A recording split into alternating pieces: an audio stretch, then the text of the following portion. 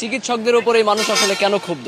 আমি ধরেন অসুস্থ হয়ে যদি হসপিটাল আইসা সেবা না পাই, চিকিৎসা না পাই, আমার যতটুকু চিকিৎসা দরকার এটা যদি না পাই, সেক্ষেত্রে আমি সংক্ষুব্ধ হব, ক্ষুব্ধ হব, ক্ষোভ থাকবে আমার, এটাই স্বাভাবিক। কারণ রাষ্ট্রযন্ত্র চিকিৎসা দেওয়ার দায়িত্ব রাষ্ট্রের, ঠিক আছে? তাহলে আমার এই হসপিটাল আপনি দেখেন যে এখানে 8তলা 9তলা ভবন উঠায় রাইখা দিছে, এইটা করতে কি 9 বছর সময় লাগে? আপনি বলেন। পদ্মা সেতু বানাইছে 6 বছর 7 বছরে, তাহলে একটা হসপিটাল কেন 9-10 বছরে হচ্ছে না? ঠিক আছে, এখানে আধুনিক যন্ত্রপাতি দেওয়ার কথা নাই, এখানে ইকুইপমেন্ট দেওয়ার কথা নাই, এখানে চিকিৎসার সরঞ্জামাদি দেওয়ার কথা নাই, এখানে ডাক্তার থাকার কথা হচ্ছে 100-র উপরে, সেখানে ডাক্তার আছে মাত্র 25 জন। মানে কেন?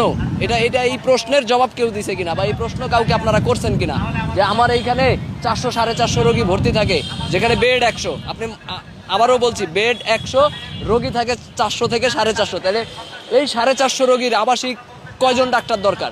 তো এখানে কয়জন ডাক্তার আছে? একজনও নাই। আপনি খেয়াল করে দেখবেন, বছরের পর বছর, যুগের পর যুগ, শতাব্দী ধরে এই যে চিকিৎসা ব্যবস্থা চলে আসতেছে, এখানে আবাসিক ডক্টর বলতে কেউ নাই। অর্থাৎ এইখানে যে যারা ভর্তি আছে এই রোগীদেরকে সেবা দিবে।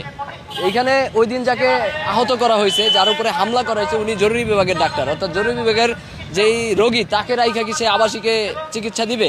হ্যাঁ দেয়, এবং দিতে হচ্ছে এইভাবেই দেয়, কিন্তু সেটা তো তার ওই রোগীটা দেখা তারপরে যাইতে হবে, তাই না? যে তার উপরে চড়া হওয়ার কি আছে? রোগী হচ্ছে হার্ট অ্যাটাকের, উনি বলছে যে আপনি ঢাকায় নিয়ে যান, এখানে সিসিউ নাই। ভাই সিসিউ ব্যবস্থা করার দায়িত্ব কার? সরকারের। ডাক্তার তো এখানে কিনে আনবে না তার জায়গা জমি সম্পদ বিক্রি করা, ঠিক না? এখানে সরকারের দায়িত্ব, সরকার এখানে সিসিউ লাগলে দিবে, আইসিইউ লাগলে দিবে, অন্য অন্য ইনস্ট্রুমেন্ট ইকুইপমেন্ট যা লাগে সরকার দিবে। তো সরকার কেন দিচ্ছে না? শরীয়তপুর আমরা বিগত সময় থেকে দেখছি যে অবহেলিত একটা জায়গা, এবং এই জায়গায় চিকিৎসা ব্যবস্থা নাই, যার কারণে দেখবেন যে এই রাস্তার প্রায় অধিকাংশ জায়গায় আপনার বেসরকারি হসপিটাল গড়ে উঠছে, ডায়াগনস্টিক সেন্টার গড়ে উঠছে, ক্লিনিক গড়ে উঠছে, কারণ এটা ব্যবসা ভালো হচ্ছে, ঠিক আছে? এখানে সরকারি হসপিটালে চিকিৎসা পাচ্ছে না, দালালের মাধ্যমে পেশেন্ট নিয়ে যাচ্ছে সেখানে, এবং অহরহ আমরা দেখছি রোগী মারা যাচ্ছে, এবং কেউ বলছে ডাক্তারের অবহেলায় মারা যাচ্ছে, কেউ বলছে সরকারি হাসপাতালের চিকিৎসার অব্যবস্থাপনার কারণে মারা যাচ্ছে। আবার অনেক সময় আমরা দেখছি অ্যাম্বুলেন্স থামাইয়া তারপরে রোগীকে মাইরা ফেলতেছে। তার মানে এই দায়ভার কি জনগণের কিনা? সরকার এখানে কি ব্যবস্থা নিল, ঠিক না? এখানে স্বাস্থ্য বিভাগ কি ব্যবস্থা নিল? এইখানে আমার এইখানে এখন জনপ্রতিনিধিরা আছে, 3 জন জনপ্রতিনিধি আছে, যাদেরকে ভোট দিয়া জনগণ নির্বাচিত করছে, তাদের দায়িত্ব কি?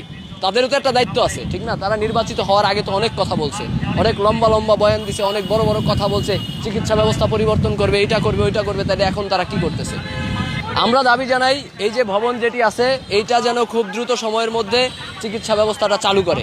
অর্থাৎ আমার 100 রোগী ভর্তির যে জায়গাটা, ওইখানে আপনি 400-500 রোগী ভর্তি করে রাখছেন, এটা তো ঠিক হচ্ছে না, ঠিক না? গাদাগাদি করে থাকতে হচ্ছে, তারা আরও বেশি মানে যতটুকু সুস্থ হবে তার চেয়ে বেশি অসুস্থ হচ্ছে, ঠিক না? তাহলে আপনাকে নতুন ভবন, এইখানে এটা জনগণের ন্যায্য দাবি যে এই ভবনটা দ্রুত উদ্বোধন করতে হবে, এখানে চিকিৎসা ব্যবস্থা চালু করতে হবে, আইসিইউ সিসিইউ যা দরকার হোক এখানে করতে হবে।